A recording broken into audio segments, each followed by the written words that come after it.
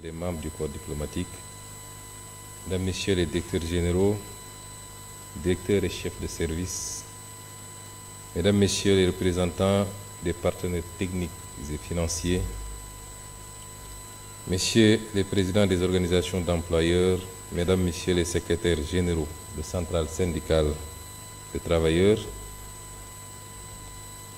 Mesdames, Messieurs les panélistes et participants aux tables rondes, Mesdames, Messieurs les représentants des associations de jeunes, Mesdames, Messieurs les représentants des organisations de l'économie informelle, distingués invités.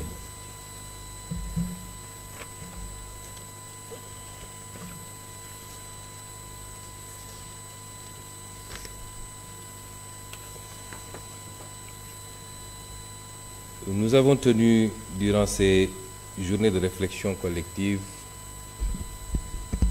un dialogue social sincère et stratégique autour d'un enjeu central, qui est l'emploi, l'employabilité et l'avenir de notre jeunesse dans une économie en mutation. Dans le cadre du portefeuille de projets et programmes prioritaires de l'agenda national de transformation Sénégal 2050, deux programmes structurants traduisent notre volonté d'agir avec ambition, rigueur et méthode pour répondre à ce défi. Il s'agit du programme de la grande offensive de la formation professionnelle, du développement de l'emploi et du développement massif de la formation professionnelle duale et du programme national de promotion de l'emploi à travers la grande coalition pour l'emploi. Pour ce qui est du programme de la grande offensive de la formation professionnelle, du développement de l'emploi et du développement massif de la formation professionnelle duale,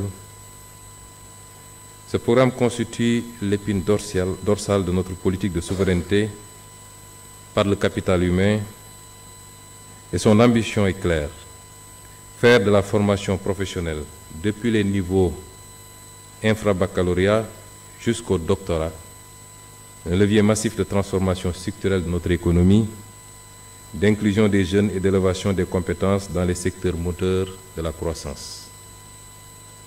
Les axes majeurs de ce programme incluent la massification de l'accès à la formation professionnelle qualifiante avec la réhabilitation et la mise à niveau d'instituts, d'écoles d'ingénieurs, de lycées techniques et de centres de formation ancrés dans nos territoires.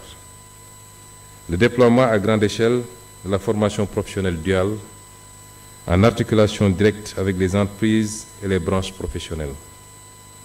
L'ingénierie territoriale de la formation pour aligner les compétences formées sur les réalités économiques régionales. La consolidation de parcellaires vers l'emploi à travers des contrats de formation, insertion et des dispositifs d'alternance. L'intégration du numérique et de l'innovation pédagogique avec des plateformes d'apprentissage, des certifications en ligne et le développement des compétences douces. Mesdames, Messieurs, nous engageons cette grande offensive pour faire de la formation professionnelle une véritable arme de construction massive d'emploi et de souveraineté. Il ne s'agit plus de former pour former, mais de former pour insérer, pour produire, pour entreprendre et pour transformer durablement notre économie par nos propres forces et compétences. Cette offensive n'est pas un slogan, c'est un ensemble cohérent de projets, structurés, localisés, pilotés et ancrés dans les territoires avec l'engagement des entreprises, des collectivités et des citoyens. Elle incarne notre vision d'un Sénégal juste, souverain et prospère. Pour le deuxième programme, qui est le programme national de promotion de l'emploi à travers la grande coalition pour l'emploi, il répond à un impératif de gouvernance collective de la politique de l'emploi. Il vise à faire émerger une coalition nationale multisectorielle, une grande alliance et agrégation de solutions pour créer massivement des opportunités d'insertion dans les secteurs catalytiques.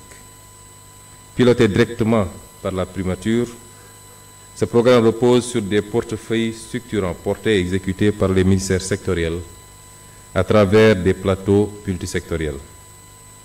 Ses principaux axes d'intervention sont le lancement de la Grande Coalition pour l'emploi, un pacte tripartite entre l'État, le secteur privé ou plus généralement le milieu socio-professionnel, l'accélération de la création d'emplois dans les secteurs moteurs de croissance tels que l'agriculture au sens large, les bâtiments et travaux publics, l'artisanat, l'économie verte, le numérique, le secteur des services à forte valeur ajoutée. La mise en place de dispositifs incitatifs pour le recrutement des jeunes, tels que les subventions, les exonérations ciblées, l'appui à l'entrepreneuriat salarié. Le renforcement des plateformes locales de l'emploi comme guichets territoriaux et de services, d'orientation et d'intermédiation. Et enfin, la création d'un observatoire national de l'impact et de la performance pour piloter avec rigueur et transparence. Mesdames et messieurs, l'emploi ne se décrète pas. Il se construit dans le dialogue, la cohérence des politiques et l'alignement des énergies. C'est le sens de cette grande coalition pour l'emploi. Un pacte national mobilisateur, une dynamique d'action partagée pour créer de l'emploi décent, durable et ancré dans les réalités de notre économie. En conclusion, notre engagement est total. La jeunesse sénégalaise a droit à un avenir d'opportunités, de dignité et de réalisation. Avec ces deux programmes structurants, nous nous dotons des leviers stratégiques pour un emploi souverain, inclusif et productif. C'est ainsi que nous ferons du travail non plus une attente, mais un droit concret, adossé à une politique de transformation systémique au service du peuple et de la nation.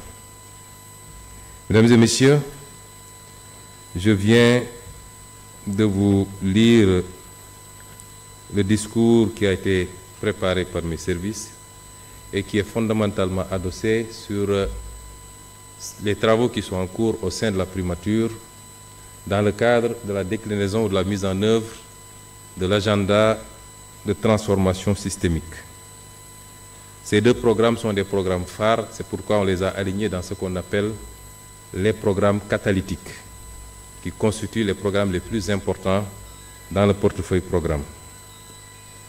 Je voulais dire que ce que j'ai lu et ce qui a été présenté comme rapport des travaux que vous avez eu à mener pendant ces 2 jours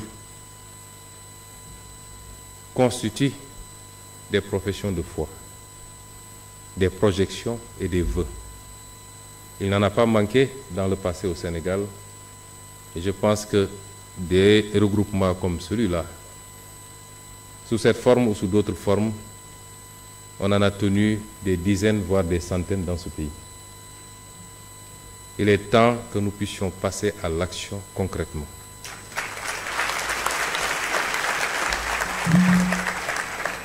Et je voudrais rappeler à l'assistance que si on n'a toujours pas réussi à atteindre les objectifs que nous assignons, gouvernement comme partenaire, secteur privé, employeurs, syndicats et partenaires techniques et financiers, c'est parce que quelque part, nous n'avons jamais indexé les vrais problèmes. Coucher un programme sur un papier n'est pas le plus difficile. Et quelles que soient les imperfections des programmes, leur réalisation stricte aurait abouti à plus de résultats que ce qu'on a enregistré jusqu'à présent. Le vrai problème de ce pays, c'est que nous ne sommes pas productifs. Et nous n'avons jamais travaillé sérieusement à bâtir une économie solide, saine et sérieuse. Je l'ai dit tout tantôt, l'emploi ne se décrète pas. Il n'est que la résultante des performances que nous réalisons, particulièrement dans ce domaine qui est l'économie. Et c'est illusoire de penser que l'emploi tomberait du ciel simplement parce que nous avons ce vœu, si nous ne nous attaquons pas sérieusement à ce problème. Le second problème est celui de la mobilisation des moyens endogènes du financement pour répondre à nos ambitions et pouvoir avoir plus ou moins d'autonomie par rapport à cela. Mesdames et messieurs, sur la période 2014-2023, l'activité économique au Sénégal a cru en moyenne de 5,3% annuel, contre 3,3% sur la période 2000-2013. Mais si on exclut de cette croissance le PIB non agricole, qui s'est accéléré qu'entre 2014 et 2017, ça veut dire que depuis 2018, nous sommes dans une dynamique de décélération. Si on l'enlève, et si on enlève de cette croissance également le secteur des hydrocarbures, la croissance moyenne a été de 3,1%. Si vous la corrélez au courroie démographique, vous vous rendez compte que nous n'avons pas suffisamment été productifs, nous n'avons pas pu dégager suffisamment de marge pour que cela puisse générer de la redistribution par l'emploi, redistribution par l'offre de biens et services sociaux et redistribution par les transferts sociaux pour aider les plus démunis.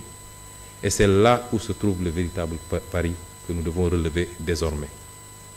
Si on ne parvient pas à bâtir une agriculture solide, si l'on ne parvient pas à bâtir des activités structurées autour des autres secteurs primaires, pour pouvoir avoir l'ambition d'aller vers le secteur secondaire par la transformation, tout ce qu'on est en train de dire ici sera du vœu pieux, mais nous ne produirons pas d'emploi au Sénégal. Le second problème, comme je l'ai évoqué tantôt, est celui du financement. Nous sommes dans le même schéma qu'il faut aujourd'hui complètement bannir, il faut en sortir. C'est celui de notre incapacité à une correcte mobilisation des ressources internes, nous rendant dépendants et très exposés aux sources de revenus extérieures. Et pourtant, nous en avons les moyens. Nous avons les moyens d'une plus grande mobilisation des ressources endogènes. Si je prends un secteur comme le secteur minier, sur les 5 dernières années, ce secteur a produit 4 milliards 290 millions à peu près de chiffre d'affaires. 4 290 milliards du moins de chiffre d'affaires.